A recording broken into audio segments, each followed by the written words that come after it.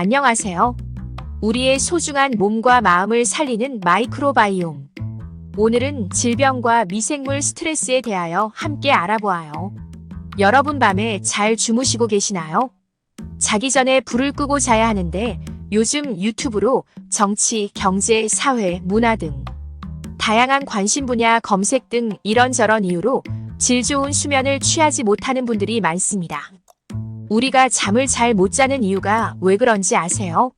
바로 스트레스입니다. 수면에 영향을 주는 중요한 호르몬은 바로 스트레스 호르몬입니다. 스트레스는 만병의 근원이다. 이 말은 잠시 스쳐가는 스트레스는 문제가 없겠지만 지속적으로 꾸준하게 받는 만성 스트레스는 문제가 됩니다.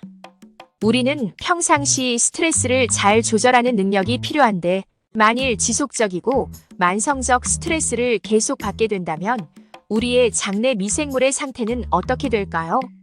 장내 서식하고 있는 미생물들은 스트레스를 조절할 수 있는 능력도 가지고 있지만 반대로 과도한 스트레스로 인해 미생물들의 균형이 무너져 악영향을 미칠 수도 있습니다. 그래서 과도한 스트레스 바로 만성적인 스트레스를 조절해야 하는 필요가 있습니다. 장내 미생물과 스트레스 사이에는 어떤 연관이 있을까요?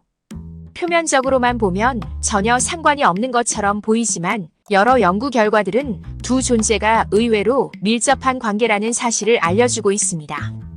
아일랜드의 코르크 대학교 소속 연구진은 장내 미생물이 사람의 정신 건강, 좀 더 구체적으로 스트레스를 조절할 수 있다는 사실을 발견했습니다. 실험쥐들이 스트레스를 받았을 때 장내 미생물들이 어떻게 변화하는지를 관찰하는 실험이었습니다. A그룹 쥐들에는 장내 미생물이 자라기 힘든 섬유질이 부족한 가공식품을 제공하고 B그룹 쥐들에는 장내 미생물이 자라기 좋은 섬유질이 풍부한 곡물과 채소 위주로 먹이를 제공 후 두 그룹 쥐들에게 반복적이고 지속적인 스트레스를 주었습니다. 그 결과 A그룹 쥐들은 장내 미생물의 활동량이 약해서 유해균들의 침투를 쉽게 받는 반면 B그룹 쥐들은 장내 유익한 미생물들이 활성화되면서 바이러스들의 침투를 막는 것으로 나타났습니다. 장내 미생물의 활성화는 실험쥐들의 스트레스 저항성에까지 영향을 미치는 것으로 나타났습니다. A그룹 쥐들은 외부에서 강하게 제공되는 스트레스로 인해 불안증을 보이거나 우울증 증상을 보인 반면 B그룹 쥐들은 별다른 문제가 나타나지 않은 것으로 파악이 되었습니다. 이외에도 일본 규슈 대학 연구진의 연구를 통해서는 무균쥐가 스트레스에 노출되었을 때 정상적인 미생물의 균형이 이루어진 쥐보다 2배가량의 스트레스 호르몬을 분비하는 것으로 나타났습니다.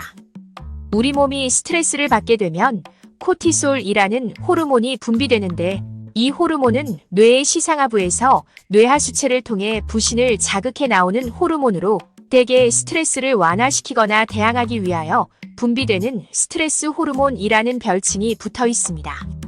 코티솔 수치가 상당히 중요한 맥락인데 너무 낮아도 문제이지만 너무 높아도 만성 스트레스 문제로 이어질 수 있습니다. 시상하부 뇌하수체란 무엇인가요? 호르몬을 통제하는 뇌기관입니다. 코티솔이란 무엇인가요? 스트레스를 받으면 부신에서 분비되는 호르몬입니다. 스트레스를 받으면 어떤 증상이 일어날까요? 심장이 뛰거나 눈시울이 붉어지고 혈압이 높아지면서 에너지 소모량이 늘어나게 되는데 코티솔은 이렇게 소모된 에너지를 회복시키는 역할을 하고 혈압을 조절하고 근육, 피부 상태도 정상으로 유지합니다.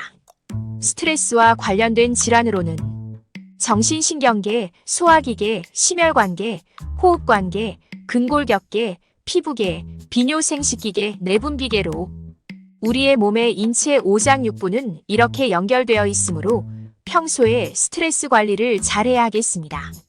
만성 스트레스로 이어지면 안 되는 것 잘 아시죠? 만성 스트레스가 되어 코티솔이 지속적으로 분비되면 뇌 관련 질환이나 염증을 유발하고 콜라겐 합성을 저해합니다. 만성 스트레스가 지속되면 자연스럽게 체내에서 장내 미생물들이 거주하는 장 보호막에 상처를 입히게 되고 미생물들의 활동성을 약하게 만드는 염증성 화학물질을 분비하게 됩니다. 아무리 튼튼한 성문도 계속 두드리면 무너지듯이 이 화학물질들이 장보호막을 계속 공격하면 보호막의 결집력이 약해져서 염증성 물질이 혈관 속 혈액 안으로 들어가게 됩니다.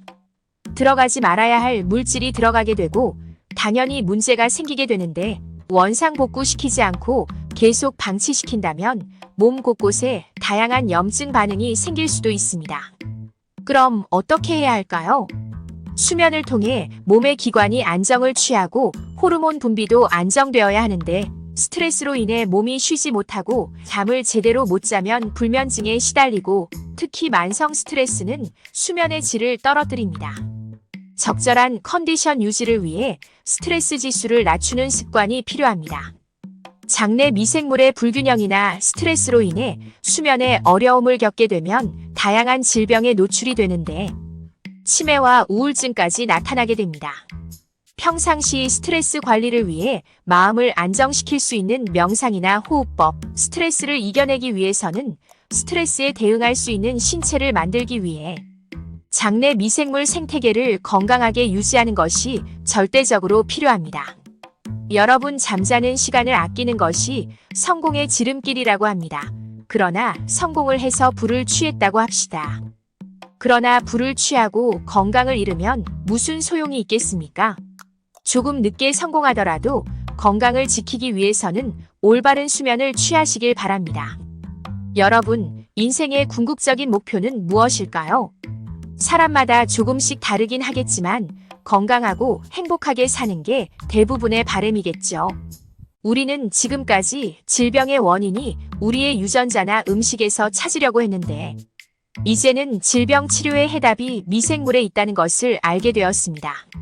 실제 모든 질병의 90% 이상은 미생물과 관련이 있다는 것이 밝혀졌습니다.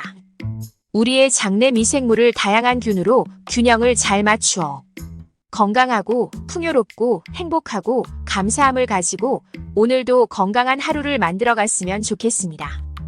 앞으로 여러 주제로 여러분들과 함께 하도록 하겠습니다. 감사합니다.